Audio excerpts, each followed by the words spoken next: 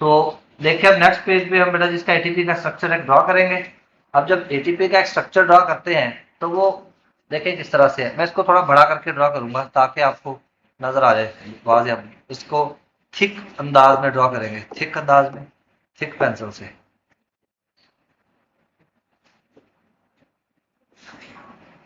ATP का structure draw करेंगे हम यहाँ।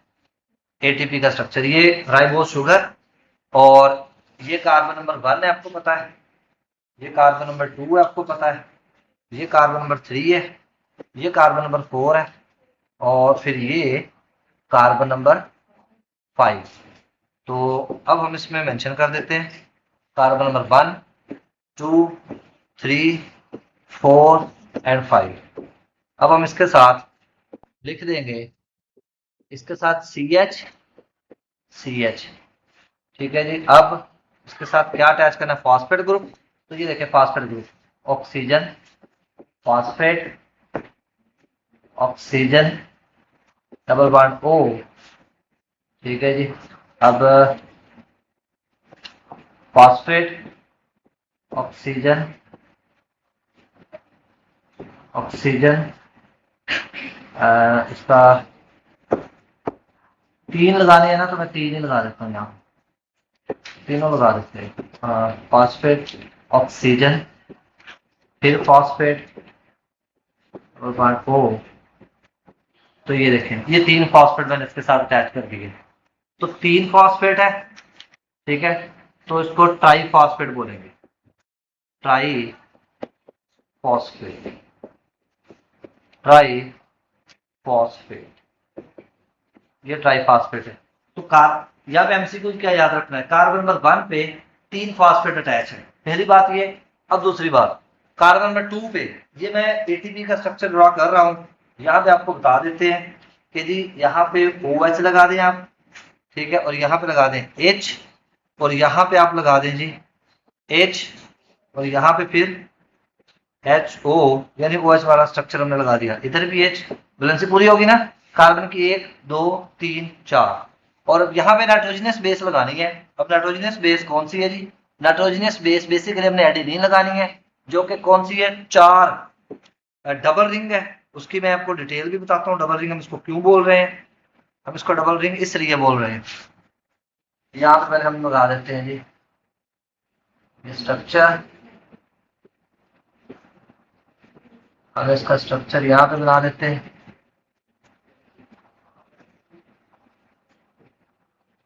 अब इसका स्ट्रक्चर ड्रा कर देते हैं। कार्बन है, यहाँ पे नाइट्रोजन है, फिर कार्बन है, फिर नाइट्रोजन है, carbon carbon, nitrogen, nitrogen carbon, CH, double bond आएगा यहाँ पे, ठीक है जी। यहाँ पे NH2 ऊपर, और फिर यहाँ पे आ जाएगा CH, डबल बॉन्ड आ जाएगा, ठीक है जी। N का इधर भी H आ जाएगा, 1 2 3 4, नहीं इधर नहीं है, इसकी वैलेंसी पूरी है, इसकी वैलेंसी पूरी है, ठीक है। दिखाना बुक इसका N रह गया स्ट्रक्चर, N का भी आ गया, इसका डबल बॉन्ड आ गया, बाकी सारा ठीक है, ठीक है। यहाँ पे डबल आ गया, यहाँ पे डबल बॉन्ड,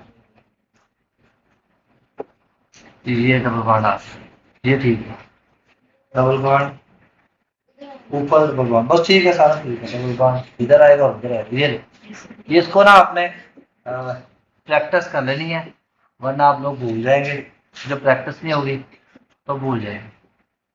कार्बन की वैलेंसी पूरी कर लेते हैं। अब अगर कोई रह गया तो उसको भी ठीक कर लेते हैं। ये एक ना एटीपी का स्ट्रक्चर दिखा है, उधर डबल रिंग बनाया ऊपर, यहाँ पे 5 कार्बन वाली जो है शुगर बना दी हमने, ये राइबोस शुगर है,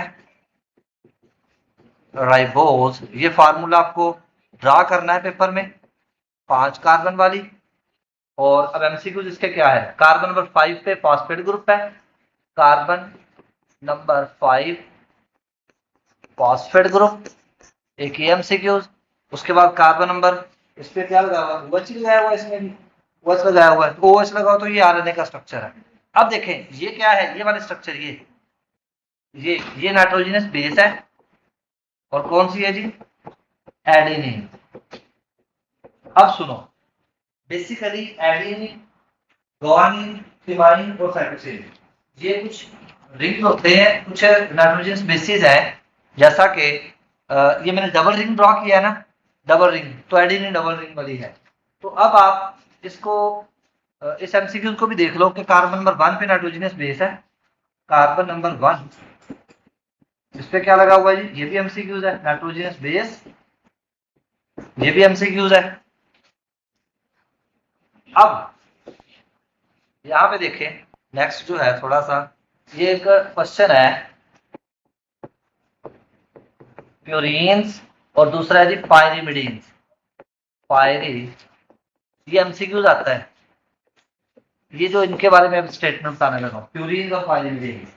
प्यूरीन और पायरीमिडीन, इस हवाले से आपको पहले पता हो कि ये क्या लिख दिया, एडेनिन, गुआनिन, थीमाइन और साइटोसिन।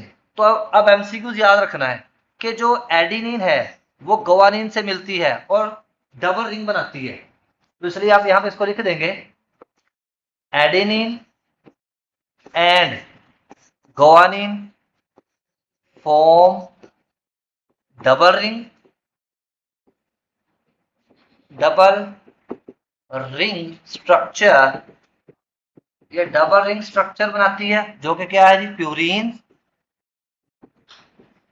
राइट। और इसी तरह से thymine and cytosine form single ring structure, single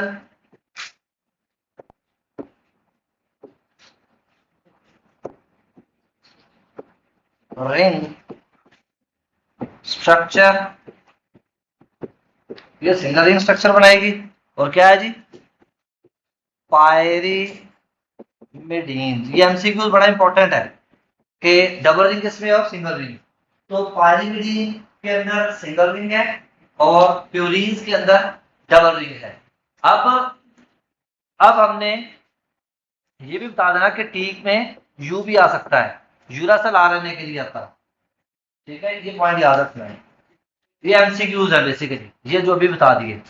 उसके बाद एक इंपॉर्टेंट शॉर्ट क्वेश्चन है, डिफरेंस बिटवीन, एक और इंपॉर्टेंट शॉर्ट क्वेश्चन है जी, nucleoside and nucleotide, difference between nucleoside and nucleotide, ये एमसीक्यू भी आता है, ये शॉर्ट क्वेश्चन भी याद रखना है। तो अभी आपको बताया, ये मैंने अब क्या लिख दिया न्यूक्लियोसाइड के अंदर, ये मैंने लिख दिया नाइट्रोजनस बेस प्लस राइबोज, ये एमसीक्यूज है, राइबोज शुगर। तो अगर तो ये दो स्टेटमेंट है, नाइट्रोजनस बेस और राइबोज शुगर, तो ये बनाते हैं न्यूक्लियोसाइड।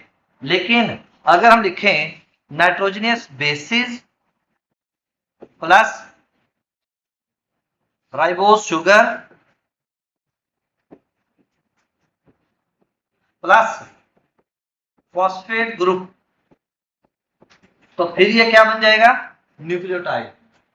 बात समझ आ गई कि अगर फॉस्फेट ग्रुप मिसिंग है तो न्यूक्लियोसाइड है, और अगर फॉस्फेट अटैच है तो न्यूक्लियोटाइड है। ये एमसीक्यूज और शॉर्ट क्वेश्चन याद रखना है, ये पेपर में क्वेश्चन आ जाता है, ठीक है। और लास्ट बात कि कार्बन नंबर 2 के ऊपर अगर तो लगा हुआ है हाइड्रोक्सल, तो इसका ये फिर क्या है जी, ये है आरएनए।